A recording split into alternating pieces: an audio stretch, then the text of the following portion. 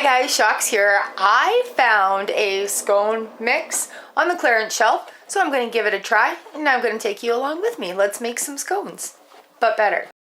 So our scone mix comes with the bag of all the dry ingredients. That's it. We need to add 3/4 cup of milk, a 1/2 cup of melted butter, and I'm adding some cheese because I like cheese, and an egg that's been gently beaten. Here we go. Oven is preheating to 400 degrees. And I do have a pan with a parchment on it right here, ready to go. Drop the egg. Oh well, that's that lightly beaten.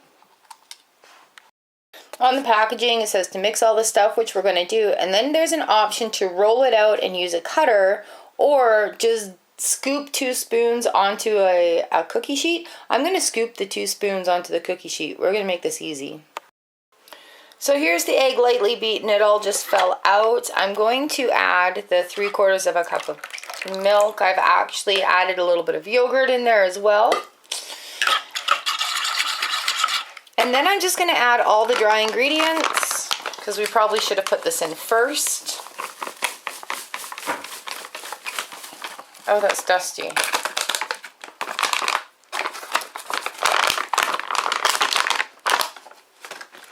Now they say scones are easy to make from scratch, but sometimes things that are easy to make from scratch are not that way for everybody. Throwing in the 1/2 cup of melted butter. It smells really good. And then just mixing it all together. Now it says we're supposed to knead this and fold this and do all sorts of things with this. So what I have here is a package of some Parmesan cheese we used the other night. So I'm just going to put a handful of that and a little extra, because that's the way we roll, of Parmesan cheese in there. And I'm going to mix it all about. And then we are going to drop this by tablespoonful onto a cookie sheet. So here we go.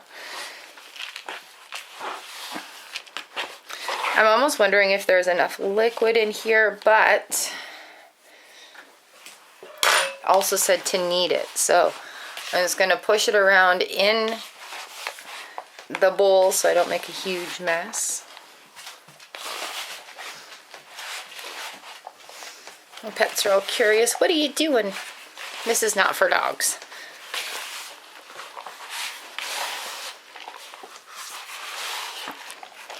So what I'm doing is I'm pulling the corner up around the bottom, and then I'm pushing it back down with the bottom of my hand.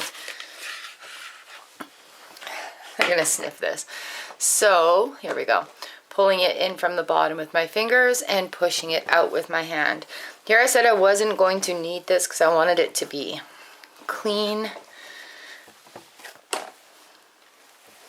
Looks like this is going to make better cut scones than drop scones. Oh, if you guys could see my audience right now, they're very excited about what I'm doing. So that looks like a nice texture. Looks like everything is all mixed in. This is really easy. So maybe what I'll do is I'll just roll it into a log, because I don't want to bring out the whole flour. And then I'll just use my spoon to scoop some off. Okay, so there we are. We're going to let this sit in the bowl while I get the pan. Well, it says that this package is meant to make 12 scones, and I don't feel like it's going to come off very easily with the spoon. So what I am thinking is cutting it in half and then into 6, like 1, 2, 4, 6, 8, 10, 12, and then placing them around the cookie sheet. So I think that's what we're gonna do. And hopefully the pieces come out fairly even. There we are. That's what I'll do. 2.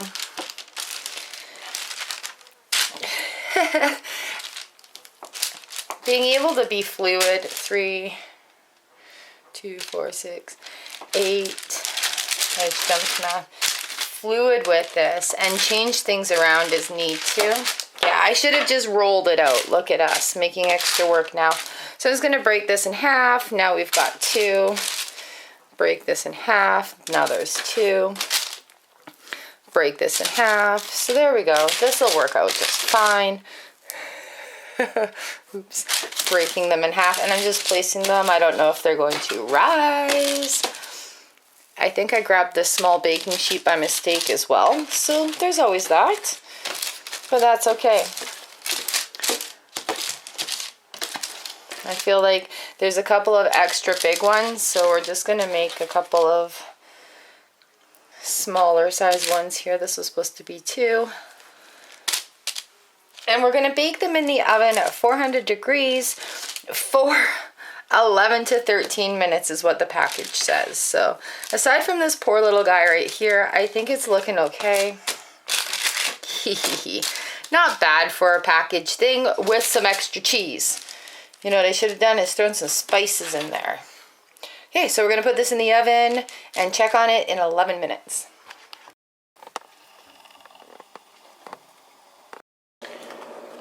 All right, I put it in for a couple of minutes extra because they are huge.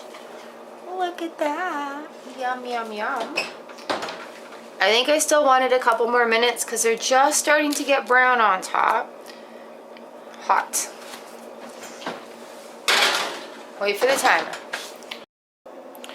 Here we are with 12 beautiful scones. I can smell the Parmesan baking and melting and browning up. Dog's getting hungry, so she's eating some food. I want to cut one of these guys open. Still very hot, fresh out of the oven. Oh, they look good inside. Look at, we've even got a little cheese melty string going on. Fogged up the camera, awesome. Put a little butter on here, watch it melt with me. So,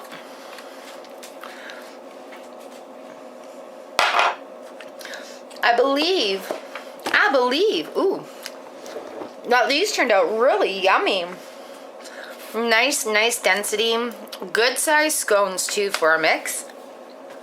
And I mean, I paid $1.75 for it at the grocery store off the clearance rack, so why not? Good afternoon snack. Easy to mix some cheese in here, or even some berries. You know, if you have some berries or some jam on top. Yum, yum, yum. The dough is a little bit sweet, but let's have a taste here. All right, here it is. Oh, that looks so good. We're dripping butter all over the place. Let's have it.